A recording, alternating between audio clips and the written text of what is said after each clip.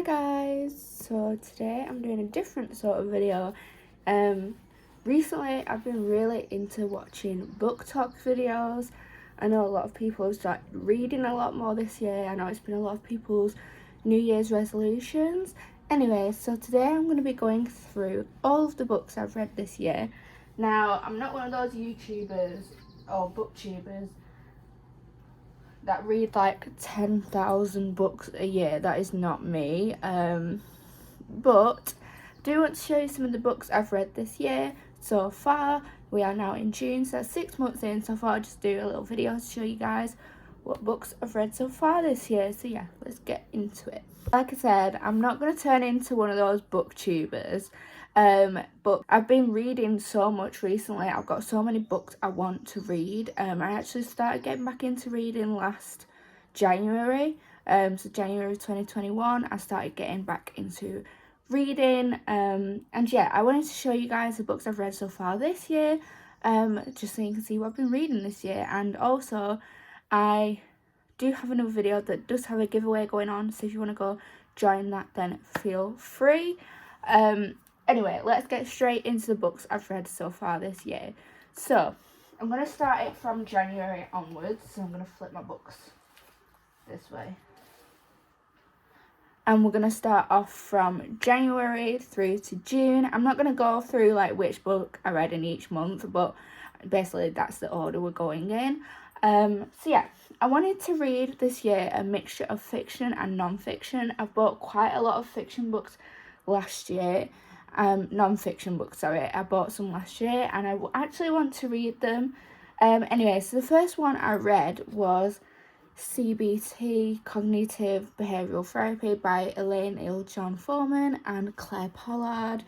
This is just a little non-fiction book about what CBT is. It gives you some tips and advice for where you can get help if you need CBT, and also just gives you little things that you can try out. And it also goes through things like how you can help a lot of different disorders with CBT, and obviously because I do psychology A level, I thought at the time of buying this that it would be really interesting to look into, and we do study CBT for the A level, so I thought I'd buy that. Now it was a really interesting book. I found a lot about CBT. It helped me understand CBT because when we were learning about it, I just didn't really understand what tasks they'd be asked to do, but this has given me some ideas, so that was really helpful. But because I don't necessarily need CBT, a lot of the tips in here weren't really suitable for me.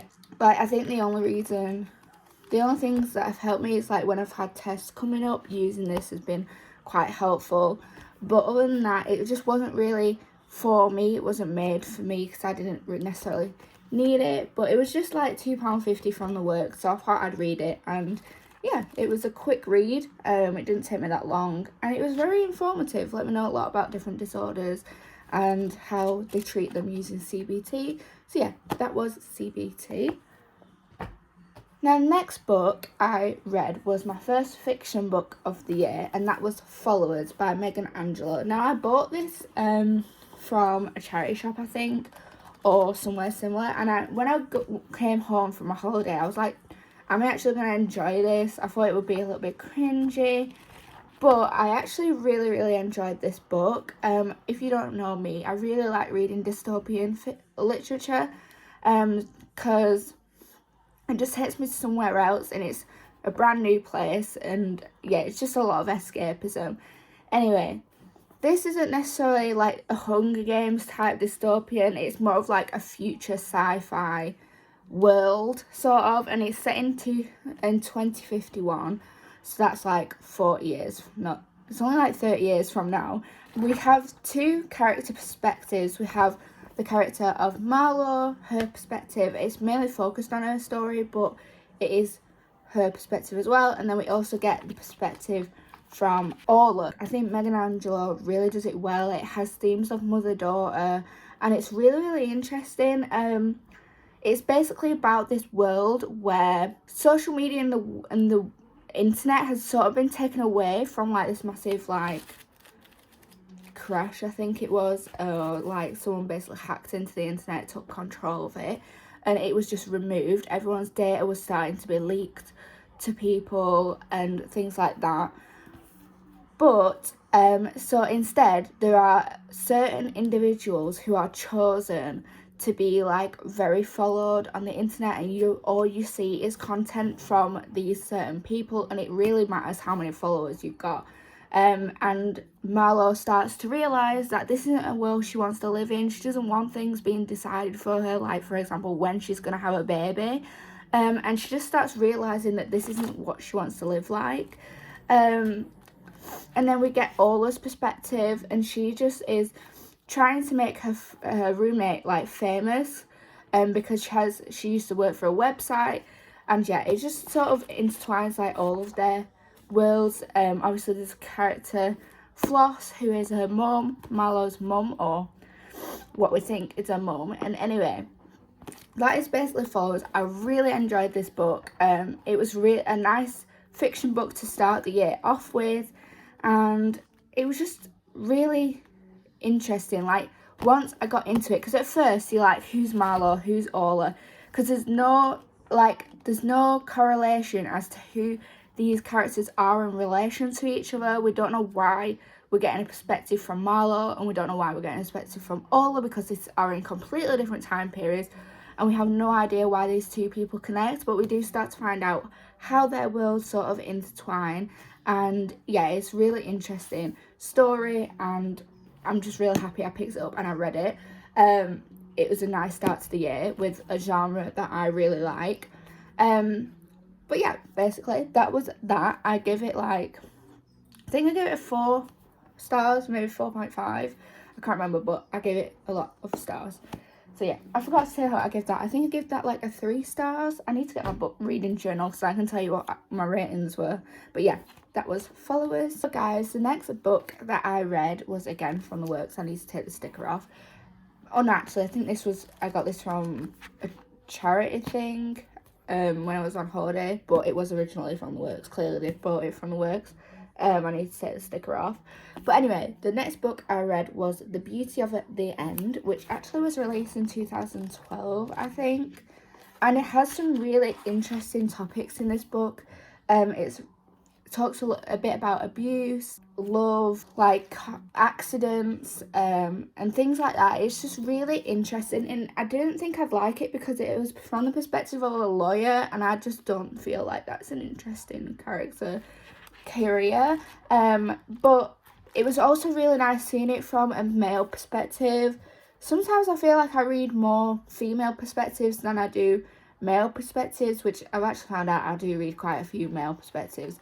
But it was nice to read from a male perspective. I mean, he's like 40 years old as well. I like reading from different age periods in people's lives.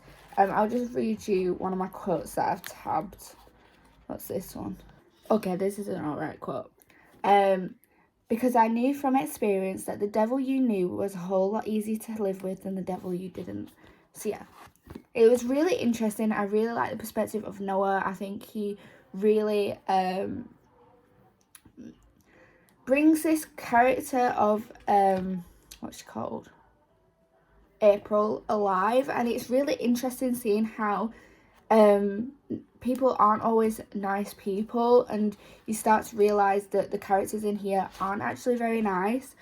But the story is so interesting. The story is about this lawyer who has started a writing career because he's just had a bad experience as a lawyer, and then his old best friend gets in touch with him and tells him that his friend April is in a coma, and she's basically had an overdose and she's in this coma, and basically they think that she's been in trouble, and basically he wants to find out the truth about what happened to April because he was previously engaged to her and she means a lot to him. He's still like madly sort of in love with her, but then he starts to realise at the end that maybe it wasn't the love that he needed in his life, and he starts to then come to a different conclusion about his friend, and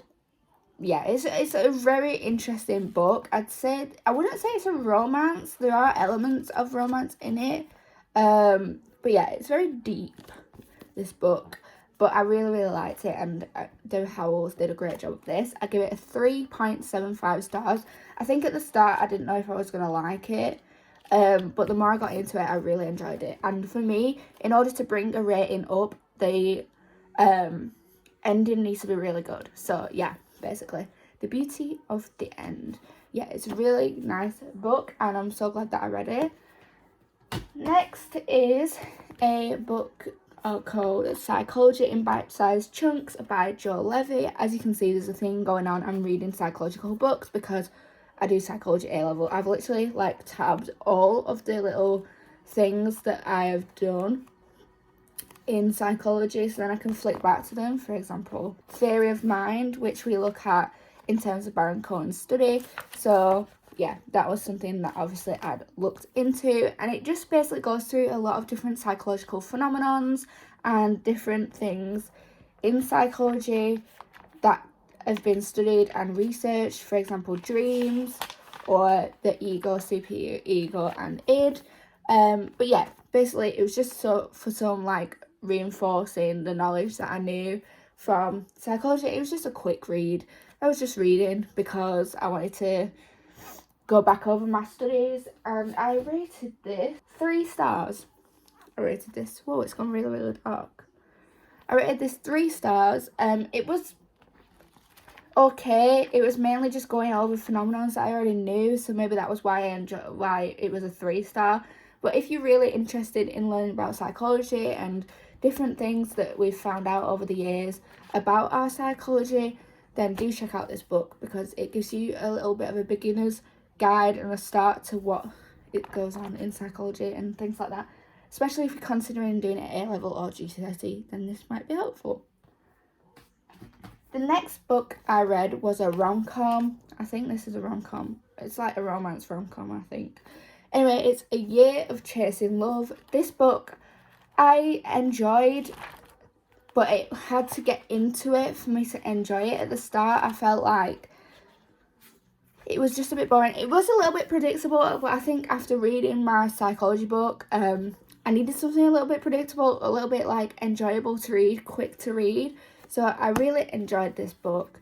It's basically about this woman who is a lawyer, and she gets given her own divorce papers, and basically finds out that her husband wants to file a divorce, and she goes on these trips around the world to see why people have lasted in marriage, or why marriage isn't as well. Basically, she goes around to different places, like for example Malta, Hawaii, Singapore, places like that, and Copenhagen. So she goes to all these different places, and it is sort of just like a description of someone's trips. But I did really enjoy it, and some of the characters are really cute, and it ends the way you want it to end, because I was rooting for her and her husband the whole way through. So yeah, really, really enjoyed this. It was a really quick and easy read. And yeah, I gave this a 3 stars as well, I think. Yeah, 3 stars. It was really easy to read. The only thing is that it was obviously predictable, but I sort of was fine with that. It just didn't really hook me that well, but I still wanted to read it and finish it, so it was still okay. But yeah, that was A Year of Chasing Love. Also, I know these books aren't that popular on like BookTok or Instagram at the minute, but I like to read books that aren't necessarily popular all the time. I just like to read books that sound interesting, or like classics that everyone has read.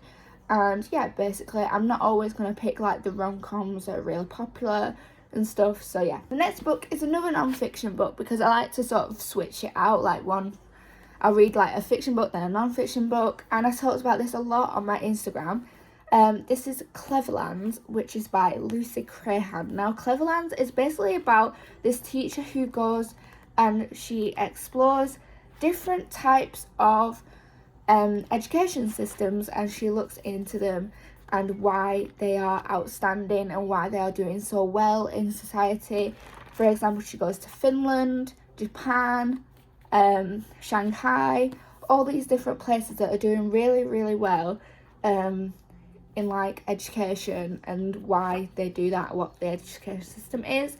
It was a little bit slow for me because I wasn't really that interested. I thought it was going to be a fiction book, but then I realised that it was a non-fiction book. But if you are interested in going into education, or you like reading about different education systems, then this is really interesting. It does let you find out like why certain places do so well, and it's not necessarily because all the students stay up till midnight. It's just how the system is run and the different types of ways countries take education. So yeah, it's really interesting. Probably not the most exciting book I've ever read or stuff, but I gave this a 2 stars just because I'm not that interested in the topic. But I think a lot of people have enjoyed this book because they've obviously been going into education. They may be teachers, or they may be going to university to do teaching, and it was really easy. It took me a while, but like it was very interesting still, even though I wasn't fully into it. But yeah, so that was that. The final book I've read recently, I finished this about a couple of days ago actually. I finished this like last Wednesday, is Little Women by Louisa May Alcott. You can see how many post-its I've put in this because there's been some really cute quotes. Let me see if I can find one. Bridging the innocent bloom from her nature by a premature acquaintance with the darker side of life. For love casts out fear, and gratitude can conquer pride. So yeah, basically, if you've not heard of Little Women and you've been under a rock, this is a classic, and a lot of people have read this. I've been wanting to read it for a really long time because I saw the film, which was possibly a bad idea. But yeah, it's basically a story of family growing up, becoming like a woman and female strength, and you get to see it through the eyes of these 4 sisters, Aimee, Jo, Beth and Meg. Now, it was really weird for me because I actually related more to Aimee, who isn't the main character, not just because she's called Aimee, by the way. I just want to point that out, not because she's called Aimee, because her personality is so similar to mine, and I just really like her story. Jo was a good character. That's the main character who we mainly get a perspective from. But she didn't relate to me as much as the other girls did. So it was a bit weird. But yeah, I really enjoyed this book. It was very slow. Obviously, this book has like 560 something pages in my edition anyway. I don't know if there's actually that many pages. Goodreads says there's like 450 pages, so I think it depends on what edition you buy, but this is the Penguin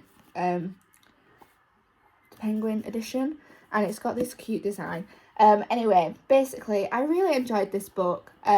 Overall, I think what let me down was the fact that I'd seen the film before reading the book, and I think that is obviously a problem for a lot of things. Like, if you're going to read Little Women, please don't see the film first. Please read the book first, because I found that my expectations were that high from the film that when reading the book, I was actually a little bit disappointed. Well, if I'd done it the other way around and I'd read this first, then I would have been satisfied with the film and satisfied with the book. I think with the film, it does it in a different like the order of the film isn't very chronological. It sort of switches things up. So I was like, why is this happening before this? What is going on? I was really confused when I first started reading it. I was like, I swear this didn't happen. I swear this happened like later in the film and stuff like that. So definitely read the book first. That is my number 1 advice. But I would love to read this again. The story is so cute. I think I gave it a 4 stars. So it is really good. It's just that there was some things that just lacked. I think it took a lot of time for me to get into it, and obviously I had the expectation of the film because I really enjoyed the film. It's like one of my favourite films. I absolutely love it, and I was picturing the characters as the actresses and actors in the film, so that was another thing. But yeah, I really enjoyed this book, and I hope you guys read it. And obviously it's classic, so a lot of you have probably read it, but let me know what you thought. Anyway, that is all the books I have read so far this year. I know I've only read 7, but I don't read like books like once a week. Like, it literally can take me a month to read a book.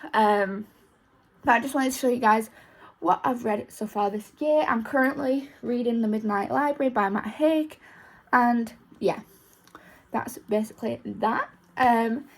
If you have read any of these, do let me know what you think of them. I would like to hear your guys' opinion, and let me know what you rated them. I hope you enjoyed. Don't forget to give a like, comment, tell me, as I've just said, what you thought. And if you do want to check out my giveaway, which is going on, it was in the last video, so go check out my last video and you can join the giveaway. And yeah, that's it basically, so don't forget to subscribe, and I will see you all in a future video. Also, if you'd like more book videos, then do let me know. But yeah, anyway, I will see you all in a little while, and yeah, bye guys.